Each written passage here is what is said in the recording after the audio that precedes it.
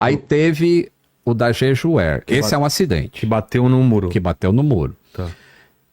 Esse, hoje saiu uma informação, eu fiz até um vídeo hoje, eu fiz uma live hoje, saiu uma informação ontem do ministro de Transportes da Coreia, que ele fala o seguinte, você sabe a história desse acidente, né? Não, como que é? Esse avião estava vindo para o pouso na Coreia do Sul, lá em uma cidade, como é que chama a cidade? O NV pra gente. É um nome esquisito. Vinha pro pouso, estava aproximadamente 500 pés, que dá 150 metros, já avistando a pista. E antes, na descida, a própria torre já informa, ó, atenção, pássaros na região. Isso é comum. Quando tem pássaro, a torre informa e o piloto já fica ali meio mais esperto. Mais esperto, tipo, não, ele evita descer ou... Não, ele só fica esperto de se tocar, eu vou fazer alguma coisa. Tá. Se bater em mim, eu tenho que ver o que é e tomar uma decisão. Porque muitas vezes não dá para desviar. Quando você está estabilizado para pouso, você não pode fazer uma curva que aí você perde o eixo da pista e vai ter que arremeter e fazer alguma outra coisa. E aí quando ele está chegando, aparentemente ocorre um bird strike, ou seja, um pássaro é ingerido pelo motor. E aí, 1 minuto depois, o cara declara emergência e diz que está arremetendo. E 3 minutos depois, o cara toca na pista num outro sentido. Ó, ele está pousando no sentido norte. E aí, dá esse problema. 3 minutos depois, ele pousa no sentido sul. Ué? Porque aparentemente ele tinha começado a arremeter. Ele estava antes com o trem de pouso embaixo, com os flaps selecionados para pouso, ele vinha para pouso. Quando ocorre o problema, ele começa a arremeter, ele recolhe trem de pouso e ele começa a recolher flap. E vai subir. Só que aí pode ter acontecido um outro bird strike, uma outra ingestão no outro motor, ou pode ter acontecido alguma outra coisa que eu não quero especular agora. Mas ele perde os 2 motores. Por que ele perde os 2 motores? Porque a informação de ADS-B, que é esse rastreio que a gente vê nesses aplicativos, aquilo some. Na hora que aquilo some, some também a gravação do Fly Recorder. A gravação de vozes e de dados do avião para de gravar. Ou seja, falhou toda a força elétrica do avião.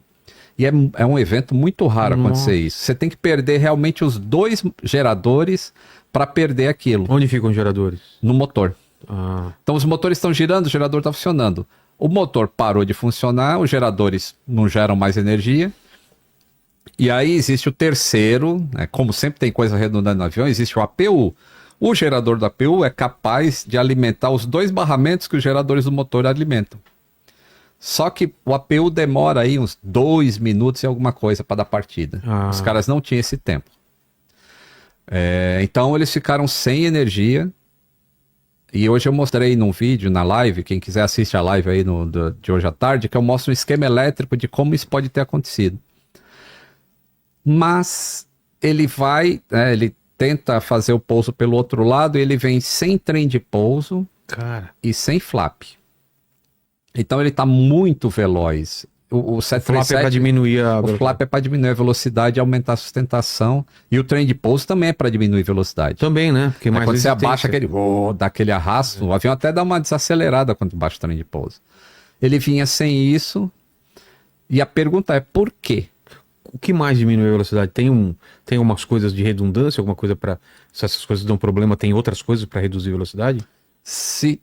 Existe spoiler, mas você não usa ele na hora do pouso. Não sei se usaria numa condição dessa de estar totalmente sem recurso nenhum. Reverter motor, sei lá, umas coisas assim. O spoiler, ele... Quando o cara perde os 2 geradores, ele está perdendo praticamente o sistema hidráulico. As bombas hidráulicas elétricas ele vai perder. Com o motor girando um pouquinho, qualquer que seja, assim, só o vento batendo, o motor não precisa estar funcionando. Sei. Só o vento batendo ali na frente, ele sendo um catavento, aquilo já gera aproximadamente 2.800 PSI, mesmo devagarzinho. Então ele tem pressão hidráulica. O que a gente vai esperar, o relatório, é entender por que não foi baixado o trem de pouso. E essa informação E também tem um baixar manual, né? tem um baixar manual. Mesmo que não tenha hidráulica, tem como baixar ele em emergência. Eu já vi em filmes o cara que faz aquela... Tem uma que é uma alavanca. No caso do 737, é uma portinha que tem bem atrás assim do copiloto. Ele levanta e tem 3 alavancas. Ele puxa uma de cada vez, aí desce uma perna, desce a outra e desce o trem do nariz. Putz, e mesmo assim não desceu. Ou não foi tentado descer. Infelizmente, a gente não vai ter a gravação de vozes para tentar entender esses últimos 4 minutos de voo. Para tentar entender assim, pô, será que eles foram tão consumidos pelo que estava acontecendo que eles esqueceram de baixar o trem de pouso? Ou será que eles botaram a alavanca e não aconteceu nada e eles, porque estavam envolvidos com muita carga de trabalho, não perceberam que o trem não desceu?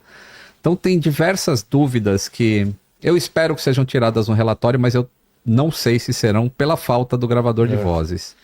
E de dados também. Porque os últimos 4 minutos de voo não existem. Na hora que ele perdeu o sistema elétrico, ele perdeu tudo isso. E aí você vê, esse avião é de 2009. Em 2009, entrava em vigor uma regra, uma legislação do FAA, da ICAO, na verdade, que requeria que os aviões fabricados a partir de 2009 tivessem um sistema de backup nas caixas pretas para, em caso de pane elétrica total, as caixas permaneceriam gravando por 10 minutos após a perda total de energia. Esse avião foi fabricado em 2008 e entregue em 2009. Então ele não tinha isso. Coisas que acontecem, né? Então, aí tem um complicador, principalmente que esse avião... Então ele desliza bastante na pista, ele não tem pneu, então ele está só arrastando, o atrito é bem menor do que se ele tivesse com as rodas no chão. Ele vara a pista e 300 metros à frente tem tipo uma mureta de concreto onde ficavam as antenas. Mas é normal ter isso? Não. Ah, tá. As antenas de ILS. O normal é que aquilo seja de metal para o avião bater e aquilo quebrar sem explodir o avião, como aconteceu. Então, a Coreia já descobriu que, além desse aeroporto, outros aeroportos na Coreia também têm essa mureta e eles já vão tirar e... Tem o vídeo, Leni? 2 pessoas sobreviveram, incrivelmente. Sabe a posição deles? Eram os 2 comissários da galley traseira. Aqueles que sentam de costas. Sei. Aqueles 2 sobreviveram. Cara. O impacto dessa magnitude. Deixe seu comentário, dê seu like, se inscreva no canal.